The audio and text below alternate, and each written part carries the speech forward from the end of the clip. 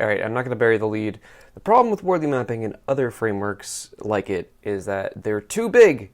They're too big, and so people make them these big things that you can only go all or nothing on. And so, okay, so too big, and that leads us to do some pretty kind of like not good things, like all or nothing. And we do all or nothing in two ways. One, we do all or nothing both in like the way that we use the method, like we have to use all the parts of the method, all the tools, or none of them. And two, we have to like apply those tools to all of our scope, all of our situations, or none of them.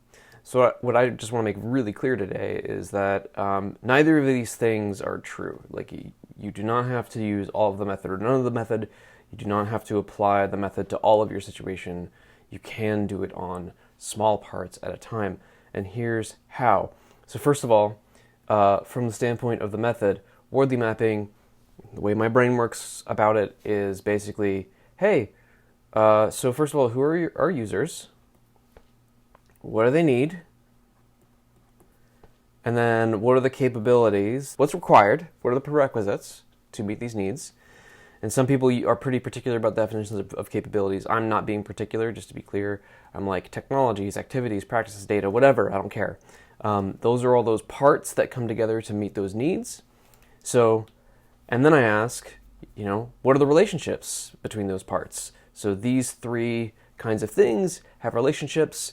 Oftentimes they're entangled in relationships of dependency, like what depends on what else. And that's what a value chain is, right? So to get a value chain, all you do is add relationships of dependency. So yeah, like so far, think of lists of users, lists of needs, lists of capabilities, and then make a value chain by adding relationships between them. And then if you want to make it a Wardley map, what you do is you add evolution.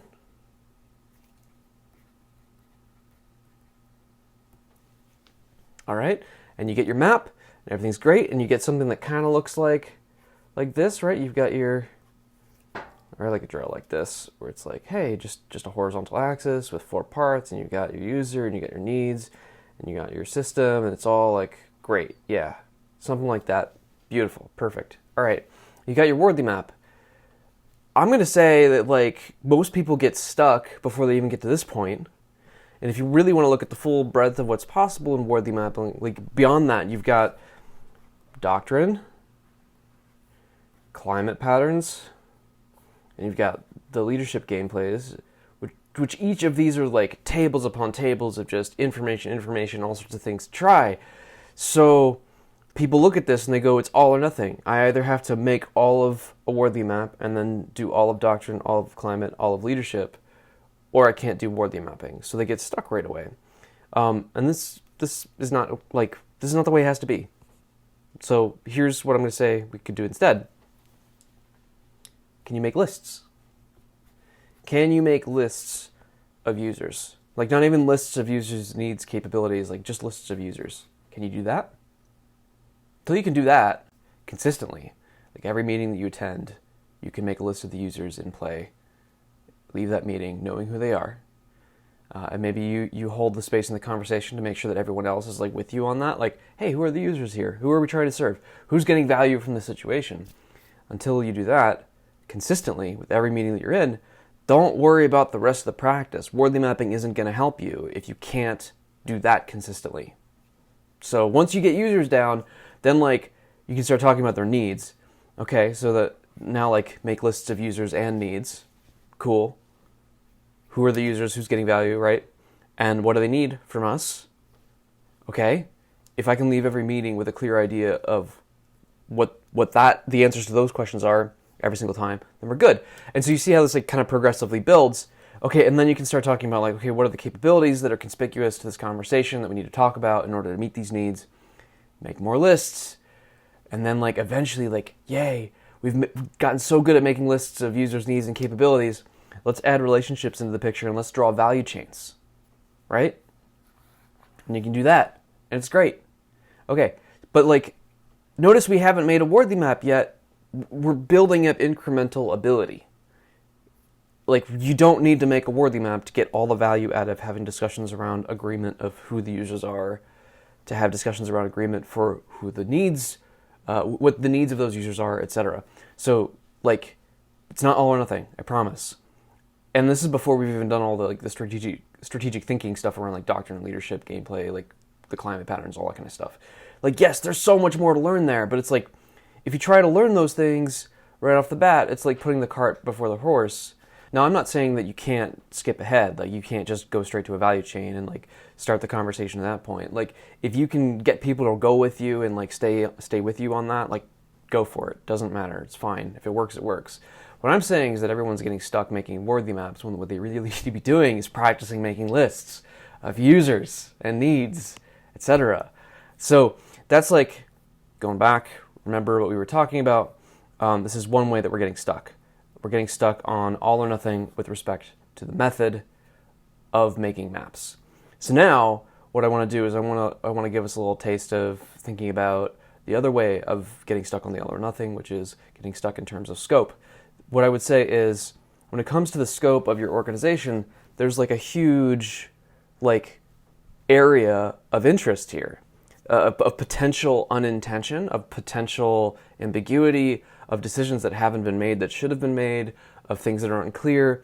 It's like an incoherence kind of problem, or unintention. I like to talk about it like it's a fog of war, but, like, it's the mess that we're in. Like, to understand situations is to understand the mess that we're in and the dynamics before we even start talking about what's problematic about it. Before we even start talking about what solutions we're going to apply to those problems, we need to understand how things are, like, today, how they're behaving, and so on.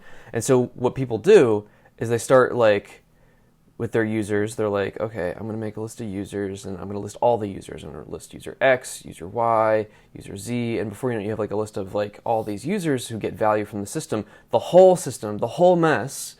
And then they're like, okay, step 2, user needs. Oh no, there's, like, 10 needs that user X has, and there's, like, 15 needs that user Y has, and so on. 5 needs that user Z has, or whatever. And they get stuck, because, like, they're trying to, like, before they even get through the process, they kind of, like, get stuck on trying to, like, get agreement on all these things all at once. And, like, meanwhile, first of all, pick one at a time. One user, one need, work on that part, and if you can get agreement on that, okay, then maybe you can move on to, like, the capabilities, maybe you can move on to the value chain, maybe you can move on to the Wardley map. Like, if I want people to do all of Wardley mapping all at once, it's got to be a small, tight loop. So instead of getting stuck right at the beginning, before you get anything from the method, any value, what I want instead is to recommend people to get, like, take off a small slice of it. So what I say is, like, instead of taking this whole mess, take a small part of it. One small part. And can you make things coherent in that one small part? And what I mean by that is, this one small part represents, like, one user, one need, and maybe 3 to 5 capabilities. And then you've turned that into a value chain, and then you've turned that into a Wardley map, and you've gone and had all your discussions, and then you've done your, like, strategic thinking stuff. Like, you've talked about climate patterns, doctrine, leadership, all that fun stuff. Which, by the way, again, you don't need to do all of those things. You can do the minimum set of those, or none of them at all. The point is, like, can you at least get to the very basic kind of agreements on, like, who the users are, what the needs are, etc. But, like, you set the scope to a very small scope of one user, one need. Now let's see if we can agree on what the system is that exists to get this one user's need met. So, like, create this little pocket of coherence and iterate. Like, keep it small, and then iterate and expand. And so over time you start creating, like, more and more pockets of coherence, and you start, like, paying down the debt of this, like, awful whole mess where everything's incoherent. You start paying that down little by little, and this is kind of a very slow, kind of transitional kind of way to do it. So what I'm trying to say here is that it's not all or nothing. You don't need to do it all or nothing with respect to the method. So you can do parts of the method and get a lot of value from it.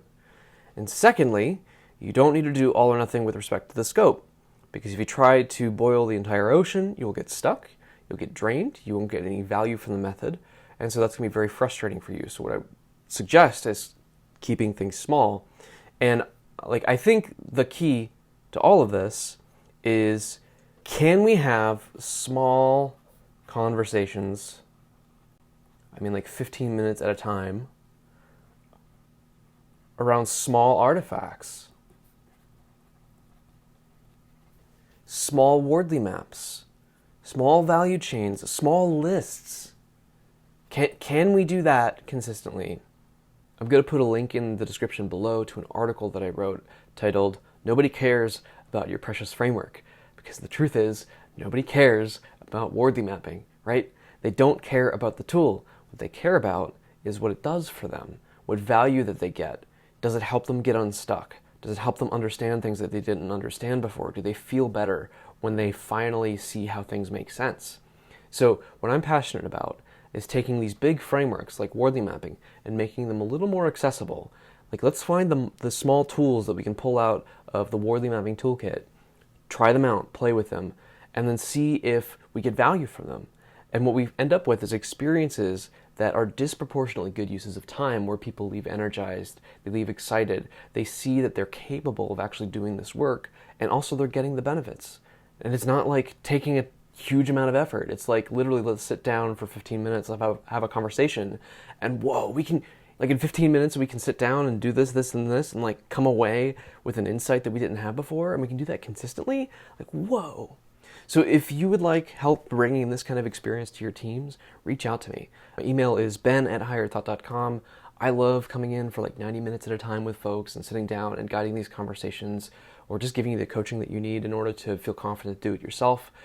Look, nobody's an expert here in Wardley mapping except Simon Wardley right now. We're all learning. We're just at further stages along in our journey sometimes than others. So let's learn together. Let's sit down, let's get into the messiness, and we can do this.